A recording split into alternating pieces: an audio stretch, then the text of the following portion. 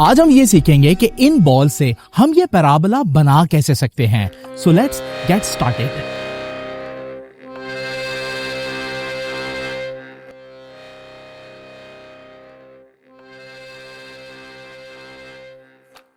ये एग आपके खाने के लिए नहीं है, बल्कि इससे हम सीखेंगे फिजिक्स का एक बहुत इंपॉर्टेंट प्रिंसिपल।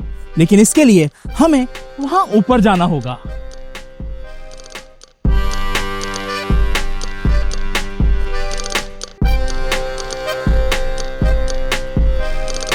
अगर मैं इस एग को सीधा नीचे गिरा दूं तो क्या होगा?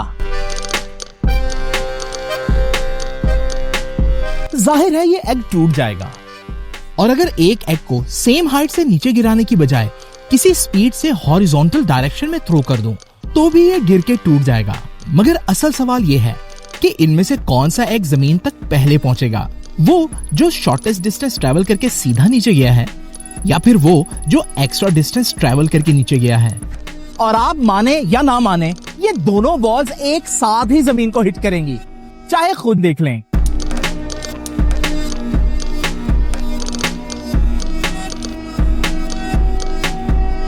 लेकिन ऐसा कैसे हो सकता है जबकि एक एग ज्यादा डिस्टेंस ट्रैवल कर रहा है और दूसरा कम डिस्टेंस ट्रैवल कर रहा है? इसके लिए हमें प्रोजेक्टाइल मोशन को समझना होगा। लेकिन प्रोजेक्टाइल मोशन समझाने के लिए आई नीड समथिंग। अरे ये गाड़ी किसकी है? चले हम इसी को यूज कर लेते हैं। अब अगर मैं इस कार को ऑन करूं तो मैं देखता हूं कि ये एक स्ट्रेट पाथ में मूव करती है, यानी एक ही डायमेंशन में मूव करती है। इसी तरह अगर मेरे पास एक बॉल हो और मैं इस बॉल को टेबल पर रोल करूं तो भी एक स्ट्रेट पाथ यानी एक ही डायमेंशन में मूव करती है। और अगर मैं इस बॉल को किसी स्पेसिफिक हाइट से ड्रॉप कर दूं, आप देखेंगे कि इस केस में भी बॉल सिर्फ एक ही डायमेंशन यानी वाई एक्सिस में मूव कर रही है। अब मैं इस बॉल को वर्टिकली अपवर्ड थ्रो करता हूं, इस केस में भी बॉल सिर्फ एक ही डायमेंशन यानी वाई एक्सिस में मूव कर रही है। इन सब एग्जांपल्स में ये बॉल एक स्ट्रेट पाथ में यानी एक ही डायमेंशन में मूव कर रही थी, इसलिए ऐसी मोशन को हम वन डायमेंशनल मोशन कहते हैं। लेकिन जरा सोचें, अगर मैं इस बॉल को ना ही एक्स एक्सिस में और ना ही वाई एक्सिस में थ्रो करूं, बल्कि एक्स एक्सिस के साथ किसी एंगल थीटा पर थ्रो करूं तो क्या होगा? अब आप देख रहे हैं कि ये बॉल एक डायमेंशन में मूव नहीं कर रही, बल्कि ये एक्स एक्सिस में भी मूव कर रही है और वाई एक्सिस में भी मूव कर रही है। इसे हम टू डायमेंशनल मोशन कहते हैं और फिजिक्स में इसी टू डायमेंशनल मोशन को हम प्रोजेक्टाइल मोशन कहते हैं। So projectile motion is a two dimensional motion, but here's a catch, this definition is not complete. Let me show you why. लेकिन ये बात आपको समझाने के लिए मुझे तीन चीजें चाहिए: बॉल, सीजर और थ्रेड। तो चलिए इनको जोड़ते हैं।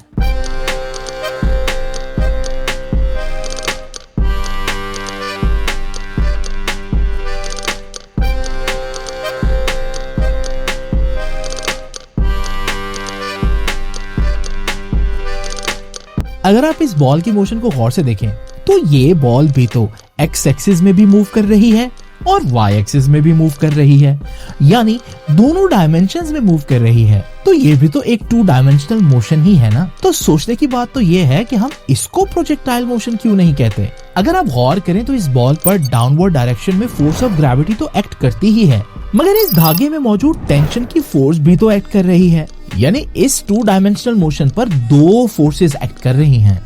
जबकि प्रोजेक्टाइल मोशन में गेंद हाथ से निकल जाने के बाद सिर्फ और सिर्फ एक ही फोर्स एक्ट कर रही है, और वो है gravitational force. And this is the difference between projectile motion and other two dimensional motions. तो हम इस बात को डेफिनेशन का हिस्सा बना देते हैं। So projectile motion is a two dimensional motion under the action of gravitational force only. चलिए अब प्रोजेक्टाइल मोशन की डिफरेंट टाइप्स को डिस्कस करते हैं। अभी तक प्रोजेक्टाइल मोशन की जो एग्जांपल हमने देखी, उसमें हमने बॉल को एक्स एक्सिस के साथ किसी एंगल थीटा पर थ्रो किया था, और यही वजह है कि ये बॉल पहले लम्हे से ही एक्स एक्सिस में भी मूव कर रही है और वाई एक्सिस में भी मूव कर रही है। ऐसे प्रोजेक्टाइल्स को हम ऑब्लीक प्रोजेक्टाइल कहते हैं। लेकिन ये जरूरी नहीं कि आप बॉल को एक्स एक्सिस के साथ किसी एंगल पर थ्रो करेंगे तो ही वो 2 डायमेंशंस में मूव करेगी। इनफैक्ट अगर आप इस बॉल को किसी हाइट से सिर्फ एक्स एक्सिस में भी थ्रो कर देते हैं तो भी ये फोर्स ऑफ ग्रेविटी की वजह से वाई एक्सिस में भी जाना शुरू कर देगी, यानी ये बॉल भी दोनों डायमेंशंस में मूव करना शुरू कर देगी। तो ये भी प्रोजेक्टाइल मोशन ही बन गई। बस फर्क इतना है कि ऑब्जेक्ट को हॉरिजॉन्टल के साथ किसी एंगल पर थ्रो करने की बजाय हॉरिजॉन्टल डायरेक्शन में ही थ्रो कर दिया। ऐसे प्रोजेक्टाइल्स को हम हॉरिजॉन्टली थ्रोन प्रोजेक्टाइल कहते हैं।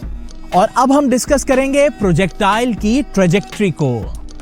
इस ऑब्लिक प्रोजेक्टाइल और हॉरिजॉन्टली थ्रोन प्रोजेक्टाइल की मोशन को तो देख सकते हैं, मगर इन दोनों प्रोजेक्टाइल्स का पाथ नहीं देख सकते। लेकिन मैं इस पाथ को विजिबल कर सकता हूँ। उसके लिए मैं इन प्रोजेक्टाइल्स की हर लम्हे की पोजीशन को ट्रेस करूंगा। यूं इन प्रोजेक्टाइल्स का पाथ हमें नजर आने लगेगा, यानी प्रोजेक्टाइल के जमीन को हिट कर देने के बाद भी मैं ये देख सकता हूँ कि ये प्रोजेक्टाइल किस किस रास्ते से गया था। And this path followed by a projectile is called trajectory of the projectile. बज़ाहिर इन प्रोजेक्टाइल्स की ट्रेजेक्ट्री एक जैसी नहीं लग रही, लेकिन अगर आप हॉरिजॉन्टली थ्रोन प्रोजेक्टाइल की ट्रेजेक्ट्री को एक्सटेंड करें तो आपको पता चलेगा कि ये कर्व भी बिल्कुल वैसी ही है जैसे ऑब्लिक प्रोजेक्टाइल की कर्व है। और मैथमेटिक्स में हम इस कर्व को पैराबोला कहते हैं। प्रोजेक्टाइल की ट्रेजेक्ट्री के अलावा ये कर्व आपको और भी बहुत सी जगहों पर नजर आएगी, लेकिन आपको ये दिखाने के लिए मुझे इस कंटेनर में कुछ लिक्विड चाहिए। लीजिए, लिक्विड तो आ गया।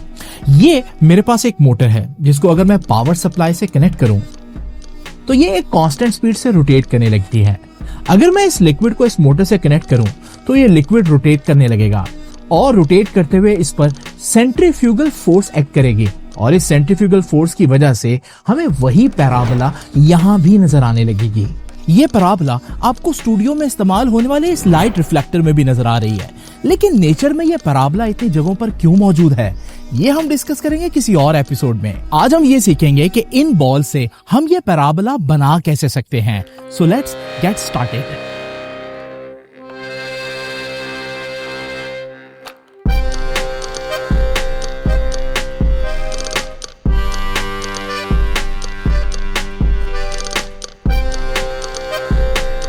मैं इन बॉल्स को 10 सेंटीमीटर के गैप से इस मीटर रूल से इस तरह से कनेक्ट कर देता हूं कि इन सब बॉल्स की हाइट बिल्कुल सेम होगी। अब अगर मैं इन बॉल्स की पोजीशन को ट्रेस करूं तो मेरे पास पैराबोलिक कर्व नहीं आती, बल्कि ये तो एक हॉरिजॉन्टल स्ट्रेट लाइन है। चलें इसमें कुछ तब्दीली करते हैं। अब मैं बॉल्स के दरमियान गैप 10 सेंटीमीटर का ही रखता हूँ, लेकिन अब मैं इनकी वर्टिकल हाइट सेम नहीं रखता, बल्कि इनकी वर्टिकल हाइट में 1 सेंटीमीटर का डिफरेंस ऐड करता जाऊंगा। यानी ये लेंथ 1 सेंटीमीटर होगी, ये 2 सेंटीमीटर, ये 3 सेंटीमीटर एंड सो ऑन।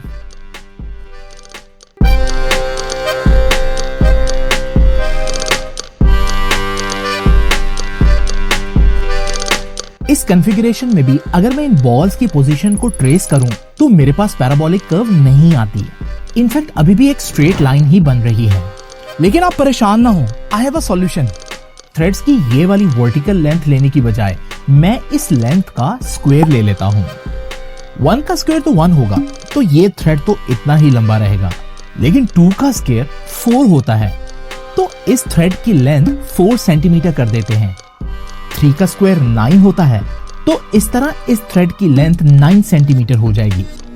इसी तरह 4 का स्क्वायर 16, 5 का स्क्वायर 25, 6 का 36, 7 का 49, 8 का 64, 9 का 81 और 10 का 100 सेंटीमीटर होगा।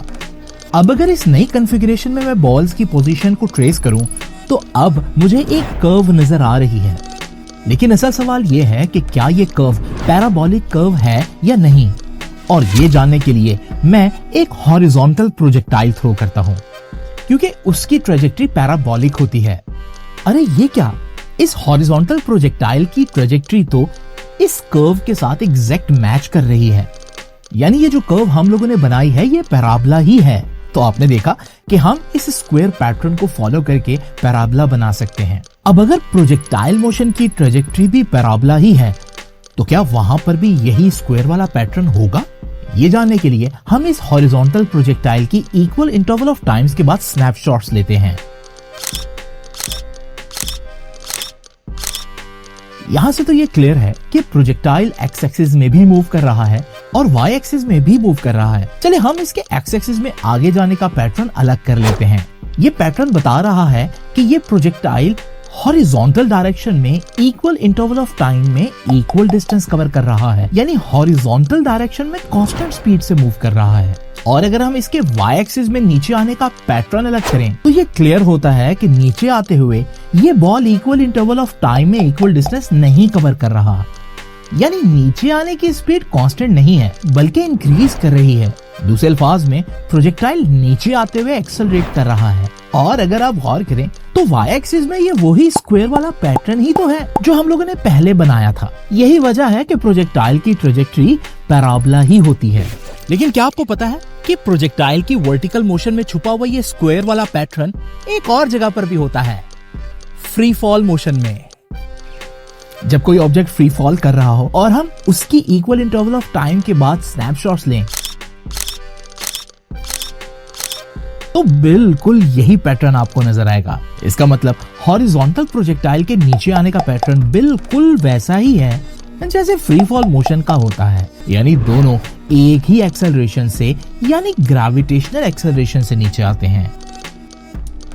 और यही वजह थी कि जब एक ही हाइट से दो एग्स फ्री फॉल मोशन और प्रोजेक्टाइल मोशन परफॉर्म करते हैं तो वो दोनों ग्रेविटेशनल एक्सेलरेशन से ही नीचे आते हैं और इसीलिए एक साथ ही जमीन को हिट करते हैं, irrespective of the fact that one egg is traveling more distance than the other one। आप सोच रहे होंगे कि प्रोजेक्टाइल तो हमें सिर्फ यही बता सकता है कि थ्रो की गई बॉल कहां जाकर गिरेगी, लेकिन ऐसा नहीं है, बल्कि प्रोजेक्टाइल तो हमें यह भी बता सकता है कि रॉकेट मरीख तक कैसे पहुंचेगा, लेकिन तब जब आप साइंस को कॉन्सेप्चुअली पढ़ेंगे।